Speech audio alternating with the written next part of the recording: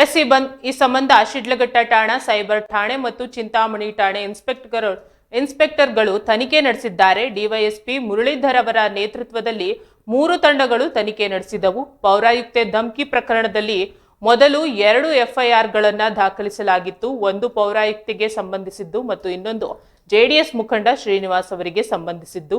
ನಂತರ ಬೆದರಿಕೆ ಪತ್ರದ ವಿಚಾರಕ್ಕೆ ಸಂಬಂಧಿಸಿದಂತೆ ಮತ್ತೊಂದು ಎಫ್ಐಆರ್ ದಾಖಲಿಸಲಾಗಿದೆ. ಜಿಪಿಎಸ್ ಮತ್ತು ಫಾಸ್ಟ್ ಟ್ಯಾಗ್ ಆಧಾರದ ಮೇಲೆ ಆರೋಪಿಗಳನ್ನು ಬಂಧಿಸಲಾಗಿದೆ. ರಾಜೀವ್ ಗೌಡ ಅವರು 16ರಂದು ಮಂಗಳೂರಿಗೆ ಭೇಟಿ ನೀಡಿದ್ದರು ಮತ್ತು ಅಲ್ಲಿ 4 ದಿನಗಳ ಕಾಲ ತಂಗಿದ್ರು. ಮಂಗಳೂರಿನಲ್ಲಿ ಅವರು ಏಕೆ ಪಾರ್ಕಿಂಗ್ ಮಾಡಿದರು ಎಂಬುದರ ಬಗ್ಗೆಯೂ ತನಿಖೆ ನಡೆಸಲಾಗುತ್ತಿದೆ. ಆಡಿಯೋ ವಿಚಾರ ಮತ್ತು ಮೊಬೈಲ್ ಬಗ್ಗೆಯೂ ತನಿಖೆ ನಡೆಯುತ್ತಿದೆ. ರಾಜೀವ್ ಗೌಡ ಅವರು ತನಿಖೆಗೆ ಸಹಕರಿಸುತ್ತಿದ್ದಾರೆ ಎಂದು ತಿಳಿದು ಬಂದಿದೆ. ಶಿಡ್ಲಘಟ್ಟ ಸರ್ಕಲ್ ಇನ್ಸ್ಪೆಕ್ಟರ್ ಆನಂದ್ ಅವರು ರಾಜೀವ್ ಗೌಡ ಅವರನ್ನ ಬಂಧಿಸಿದ್ದಾರೆ. ಆರೋಪಿ ರಾಜೀವ್ ಗೌಡ ಅವರನ್ನ ಪೊಲೀಸರು ವೈದ್ಯಕೀಯ ತಪಾಸಣೆಗಾಗಿ ಒಳಪಡಿಸಿದ್ದಾರೆ.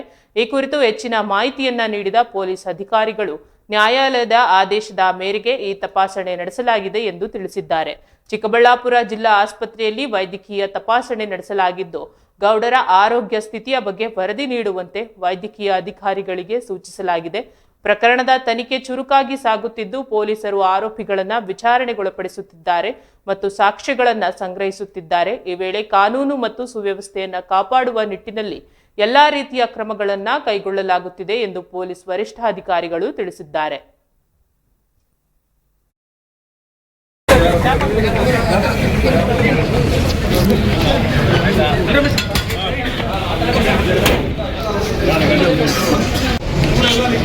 ನಡಿ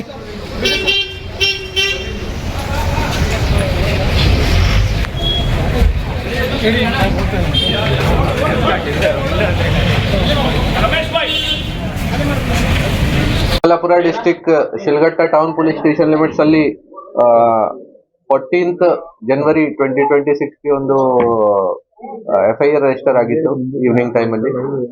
ಬೇಸಿಕಲಿ ನಮ್ಮ ಶಿಲ್ಘಟ್ಟ ಪೌರಾಯುಕ್ತ ಅಮೃತ ಗೌಡರ್ ಅವ್ರಿಗೆ ಫೋನ್ ಅಲ್ಲಿ ಬೈದಿದ್ದಾರೆ ಈ ತರದ್ದು ಒಂದು ಕಂಪ್ಲೇಂಟ್ ಇತ್ತು. ಆ ವಿಚಾರ ಬಗ್ಗೆ ನಾವು ಅಗ್ರಿವೇಟೆಡ್ ಕ್ರಿಮಿನಲ್ ಇಂಟಿಮಿಡೇಷನ್ FIR ಮಾಡಿ ಆ ಕೇಸಲ್ಲಿ ಆರೋಪಿ ರಾಜೀವ್ ಗೌಡ ಅವ್ರ ಮೇಲೆ FIR ಆಗಿತ್ತು ಆ ದಿನ.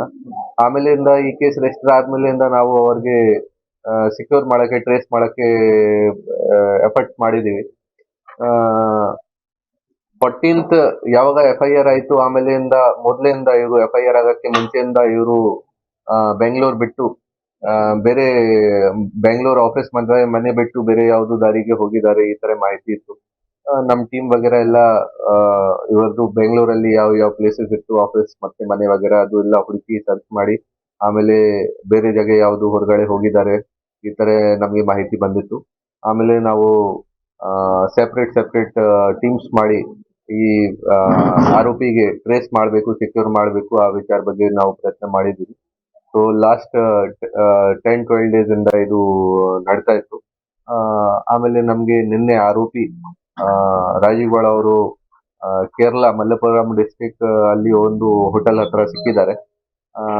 ಅವ್ರ ಜೊತೆಗೆ ಇನ್ನೊಬ್ರು ಪರ್ಸನ್ಸ್ ಇತ್ತು, ಅವರು ಕೂಡ ಅವ್ರಿಗೆ ಸ್ವಲ್ಪ ಹೆಲ್ಪ್ ವಗೇರಾ ಮಾಡಿದ್ದಾರೆ, ಶೆಲ್ಟರ್ ವಗೇರಾ ಕೊಟ್ಟಿದ್ದಾರೆ. ಅವ್ರದ್ದು ಕಾರಲ್ಲಿ 2 ಜನ ಓಡಾಡ್ತಾ ಇತ್ತು ಅಲ್ಲಿ. ಸೊ ಬೇಸಿಕಲಿ ನಮ್ಮ ಕರ್ನಾಟಕದಿಂದ ಇವರು ಚಿಕ್ಕಮಂಗ್ಳೂರು ಕಡೆಯಿಂದ ಕೇರಳ ಕಡೆ ಹೋಗಿದ್ದಾರೆ. ನಿನ್ನೆ ಈವ್ನಿಂಗ್ ಟೈಮ್ 4:30 ಅರೌಂಡ್ ನಾವು ಇವರಿಗೆ ಒಂದು ಜಾಗ ಇದೆ ಮಲ್ಲಪುರಂ ಡಿಸ್ಟ್ರಿಕ್ಟ್ ಅಲ್ಲಿ ವಾಜಿಕಡವು, ಅಲ್ಲಿ ನಾವು ಇವರಿಗೆ ಸೆಕ್ಯೂರ್ ಮಾಡಿದ್ದೀವಿ. ಆಮೇಲೆ ಈಗ ನಾವು ಕರ್ಕೊಂಡ್ ಬಂದಿದ್ದೀವಿ ಅವರಿಗೆ, ಬೇರೆ ಪ್ರೊಸೀಜರ್ಸ್ ವಗೇರಾ ಎಲ್ಲ ನಡ್ತಾ ಇದೆ. ಕೋರ್ಟ್ಗೆ ಪ್ರೊಡ್ಯೂಸ್ ಮಾಡಿಕೊಂಡು ಆಮೇಲೆ ಮುಂದೆ ಇನ್ವೆಸ್ಟಿಗೇಷನ್ ಮಾಡ್ತೀವಿ.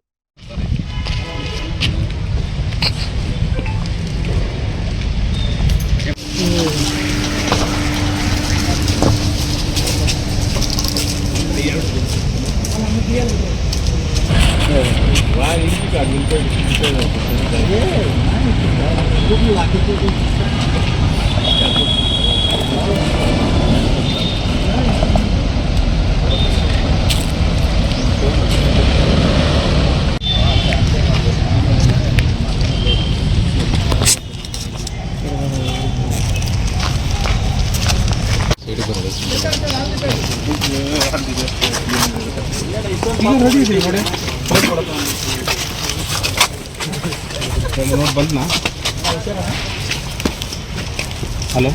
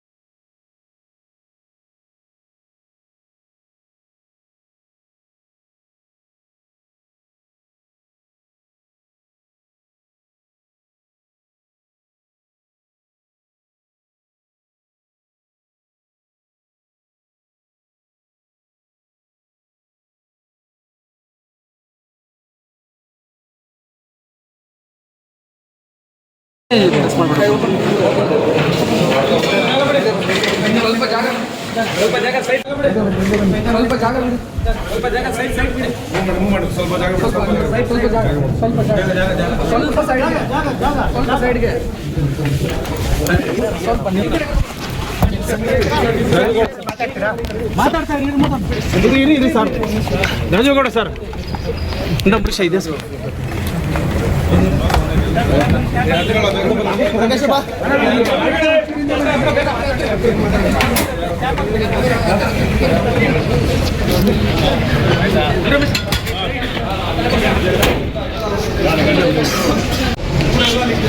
ನಡಿ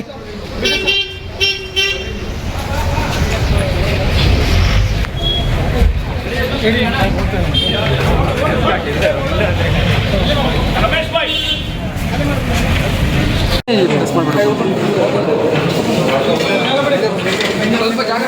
ಸ್ವಲ್ಪ ಜಾಗ ಸೈಡ್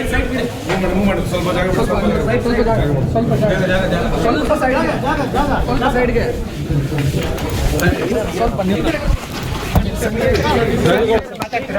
ಮಾತಾಡ್ತಾ ಇರಿ ಸರ್. ರಾಜೇಗೌಡ ಸರ್ ಇನ್ನೊಬ್ಬರು ಇದೆ ಸರ್.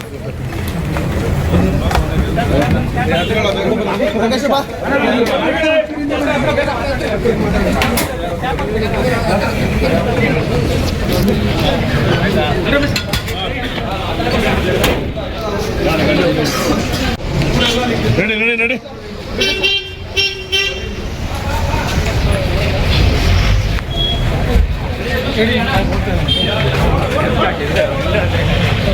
ರಮೇಶ್ ಭಾಯ್ ಸ್ವಲ್ಪ ಜಾಗ ಸೈಡ್ ಸೈಡ್ಗೆ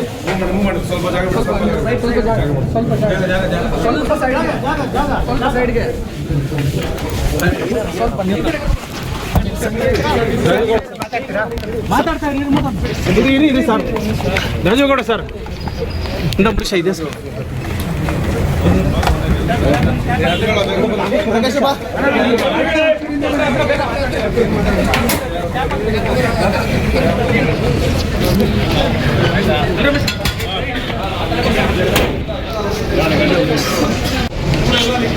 ನಡಿ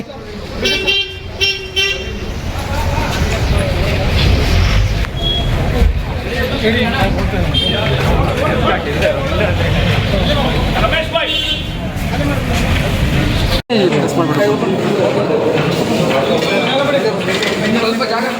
ಸ್ವಲ್ಪ ಜಾಗ ಸೈಡ್ ಸೈಡ್ಗೆ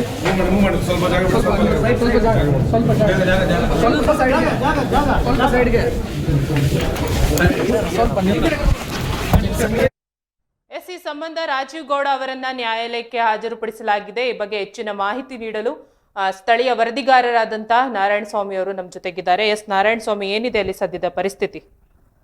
ರೇಖಾ, ಈಗ ಏನು ಸುಮಾರು 10 ರಿಂದ 12 ದಿನಗಳ ಇಂದ ರಾಜ್ಯದ ವಿಶೇಷ ಸುದ್ದಿಯಾಗಿ ಮಾಧ್ಯಮಗಳಿಗೆ ಒಂದು ಆಹಾರವಾಗಿರ್ತಕ್ಕಂತ ರಾಜೀವ್ ಗೌಡ ಕೊನೆಗೂ ಪೊಲೀಸರು 6 ತಂಡಗಳ ರಚಿಸಿ ಕೊನೆಗೂ ಕರ್ನಾಟಕ ಮತ್ತು ಕೇರಳ ಬಾರ್ಡರ್ ಅಲ್ಲಿ ಯಾವುದೋ ಒಂದು ಹೋಟೆಲ್ ಪಕ್ಕದಲ್ಲಿ ಸಿಕ್ಕಿದ್ದಾರೆ ಅಂತಂದ್ಬಿಟ್ಟಂತ ನಮಗೆ ಜಿಲ್ಲಾ SP ಕುಶಾಲ್ ಚೌಕ್ಸೆ ಅವರು ಮಾಹಿತಿ ನೀಡಿದ್ದಾರೆ. ಅವರನ್ನ ನಿನ್ನೆ ಸಂಜೆನೆ ಪೊಲೀಸ್ ಅತಿಥಿ ಗೃಹಕ್ಕೆ ಕರೆದುಕೊಂಡು ಬಂದು ಅವರನ್ನ ಇಂಟ್ರಾಗೇಷನ್ ಮಾಡಲಾಗಿದೆ. ಅವ್ರನ್ನ ಸ್ಥಳೀಯ ಮಾಹಿತಿಗಳನ್ನ ಪರಿಶೀಲಿಸಲಾಗಿ ಅವ್ರನ್ನ ಸುಮಾರು 1 ರಿಂದ 2 ಗಂಟೆ ಸಮಯದಲ್ಲಿ ಅವ್ರನ್ನ ಜಿಲ್ಲಾ ಆಸ್ಪತ್ರೆಯಲ್ಲಿ ಚಿಕಿತ್ಸೆಗೆ ಒಳಪಡಿಸಲಾಗಿದೆ. ಮೆಡಿಕಲ್ ಟೆಸ್ಟ್ ಗಳನ್ನ ಮಾಡಲಾಗಿದೆ. ಸೊ ಇದನ್ನ ಮುಗಿಸ್ಕೊಂಡು ನಂತರ ಶಿಡ್ಲಘಟ್ಟಕ್ಕೆ ನ್ಯಾಯಾಲಯದಲ್ಲಿ ಹಾಜರುಪಡಿಸಬೇಕು ಅನ್ನೋ ಒಂದು ರೀತಿಯಲ್ಲಿ ಅವ್ರನ್ನ ಬಿಗಿ ಬಂದೋಬಸ್ತ್ ನಲ್ಲಿ ಕರೆದುಕೊಂಡು ಹೋಗಲಾಗಿದೆ. ಸುರೇಖಾ, ಎಸ್, ಈ ಬಗ್ಗೆ ಮತ್ತಷ್ಟು ಮಾಹಿತಿ ಏನಿದೆ? ಪೌರಾಯುಕ್ತೆ ಅಮೃತ ಗೌಡ ಅವರು ಈ ಬಗ್ಗೆ ಏನು ಪ್ರತಿಕ್ರಿಯೆ ನೀಡಿದ್ದಾರೆ? ಅಮೃತ ಗೌಡ ಅವರು ಈ ಬಗ್ಗೆ ಇನ್ನೂ ಏನು ಪ್ರತಿಕ್ರಿಯೆ ಮಾಡಿಲ್ಲ. ಇದ್ರ ಬಗ್ಗೆ ಅವ್ರ ಮೇಲೆ 2 ಕೇಸುಗಳನ್ನ ಅವರು ತನಿಖೆಯಲ್ಲಿ ಮತ್ತೆ ಇಂಟ್ರಾಗೇಷನ್ ಅಲ್ಲಿ ಹೇಳಿರ್ತಕ್ಕಂಥದ್ದು ಏನು ದೈಹಿಕವಾಗಿ ನಾವು ಯಾವುದೇ ರೀತಿ ಬೈಗಳು ಇನ್ನೊಂದು ಮತ್ತೊಂದು ಮಾಡಿಲ್ಲ, ಅದನ್ನು ಸೇರಿಸಿ ನಮ್ಗೆ ಹಾಕಿದ್ದಾರೆ. ಸೊ ಇದನ್ನ ತಪ್ಪಿಸಬೇಕು ಅಂತ ಅವರ ವಕೀಲರು ಹೇಳಿದ್ದಾರೆ. ಆದ್ರೆ ನಿಂದನೆ ಯಾವ ರೀತಿ ಬೈಗಳ ನಿಂದನೆ ಇದೆ ಅದ್ರ ಪ್ರಕಾರವಾಗಿ ಅದಕ್ಕೆ ಸಂಬಂಧಪಟ್ಟಂತ ಒಂದು ಇದನ್ನ ಮಾತ್ರ ಹಾಕ್ಬೇಕು ಅನ್ನೋ ರೀತಿಯಲ್ಲೂ ಅವರು ಮನವರಿಕೆ ಮಾಡ್ಕೊಂಡಿದ್ದಾರೆ. ಇದು ರಾಜ್ಯದಲ್ಲಿ ಒಂದು ವಿಶೇಷ ತಿರುವನ್ನು ಪಡೆದುಕೊಂಡು ಮತ್ತೆ ಈಗ ಕೊನೆಗೆ ನ್ಯಾಯಾಲಯಕ್ಕೆ ಹಾಜರುಪಡಿಸುವಂತ ಸಂದರ್ಭದಲ್ಲಿ ಇನ್ನು ಯಾವ ರೀತಿಯ ಬೆಳವಣಿಗೆಗಳು ಬರುತ್ತೋ ಆ ಬೆಳವಣಿಗೆಗಳನ್ನ ಅಪ್ಡೇಟ್ಗೋಸ್ಕರ ಮತ್ತೆ ನಾವು ತಿಳಿಸ್ತಾ ಇರ್ತೀವಿ. ಸುರೇಖಾ.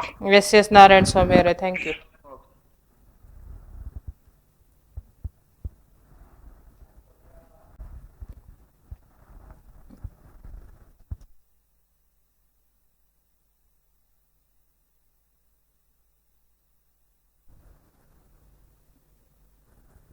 ಎಸ್, ಪೌರಾಯುಕ್ತೆ ಅಮೃತ ಗೌಡ ಅವರಿಗೆ ಬೆದರಿಕೆ ಹಾಕಿದ ಹಿನ್ನೆಲೆಯಲ್ಲಿ ಎಫ್ಐಆರ್ ದಾಖಲಿಸಲಾಗಿತ್ತು. ಆರೋಪಿ ರಾಜೀವ್ ಗೌಡ ಅವರು ತಲೆಮರೆಸಿಕೊಂಡಿದ್ರು.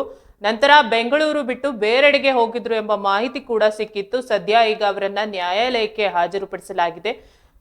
ಅಂತಿಮ ತೀರ್ಮಾನ ಏನು ಬರೋದು ಅಂತ ಎಂಬುದನ್ನ ಕಾದು ನೋಡಬೇಕಾಗಿದೆ.